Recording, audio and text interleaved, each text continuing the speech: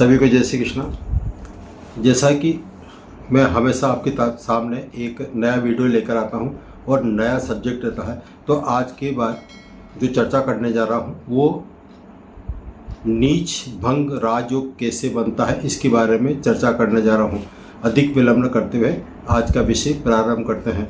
जब कोई ग्रह नीच राशि में होता है तो उस ग्रह से संबंधित फल नेगेटिव होते हैं। ये जनसाधारण सा नियम लागू होता है और जब भी कभी कभी यही नीच ग्रह हमें शुभ फल भी दे सकता है। आज हम इसी पर चर्चा करने जा रहे हैं, तो अधिक विलंब न करते हुए करते हैं आज का विषय प्रारंभ। ग्रह कब राजयोग कारक हो जाता है और इसके बारे में निम्नलिखित बिंदु आपके सामने पेश करने जा रहा हूं। सर्वप्रथम, जन्म कुंडली में स्थित नीच ग्रह की राशि, जन्म पत्रिका में जो राशि है और उस पर जो ग्रह नीच राशिगत होता है, उस राशि का स्वामी यदि चंद्रमा से केंद्र में हो तो यह राजयोग कारी हो जाता है। जैसे शनि की हम चर्चा करते हैं, जन्म पत्रिका में शनि मेष राशि में नीच का माना जाता है। तो जहाँ शनि स्थित होगा मेष राशि में, तो मेष राशि का स्वामी होता है मंगल। यही मंगल चंद्रमा से केंद्र स्थान पर स्थित हो, चंद्रमा आपके जहाँ पर स्थित है वहाँ से केंद्र स्थान यानी कि 1, 4, 7 या 10वें स्थान पर यदि मंगल स्थित हो तो ऐसे में यह शनि नीच का होगा। अब यही मेष राशि का स्वामी जब मंगल यदि चंद्रमा से केंद्र में स्थित होने पर शनि से नीच भंग राजयोग का निर्माण होता है।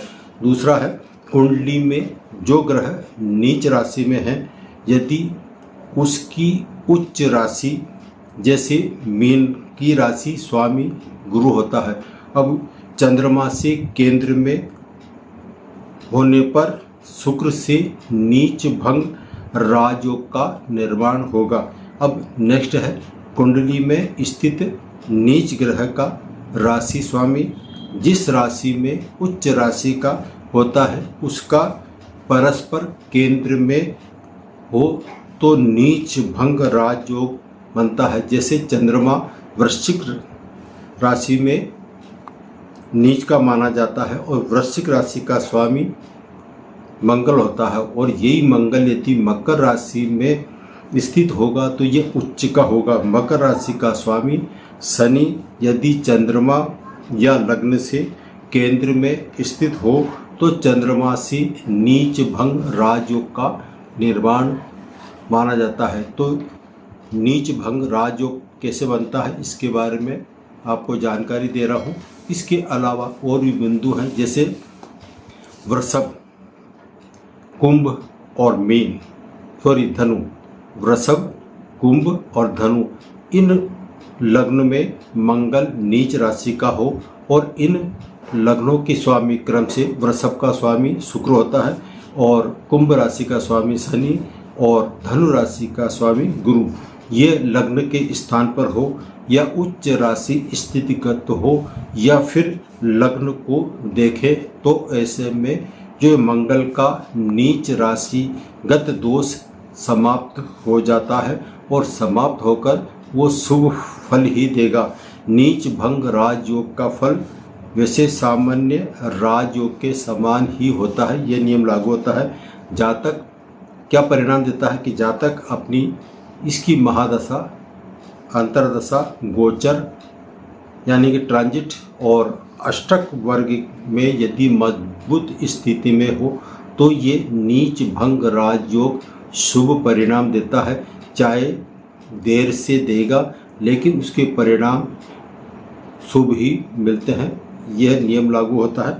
अब हमें सावधानी क्या बरतनी चाहिए, यदि किसी के नीच भंग राजयोग हो तो ऐसे में उससे संबंधित ग्रह का रत्न यानी कि जेम्स स्टोन, रत्न या उपरत्न धारण करने से बचें।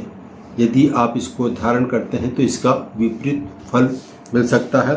अब ये नीच भंग राजयोग हमेशा शुभ फल नहीं देता है। जैसे अष्टम भाव का उदाहरण का स्वामी बताते हैं, अष्टम भाव जन्म पत्रिका का अष्टम भाव का स्वामी शनि यदि नीच राशिगत होकर कुंडली में के 8वें स्थान पर स्थित हो तो ऐसे में शुभ फल नहीं मिलेंगे।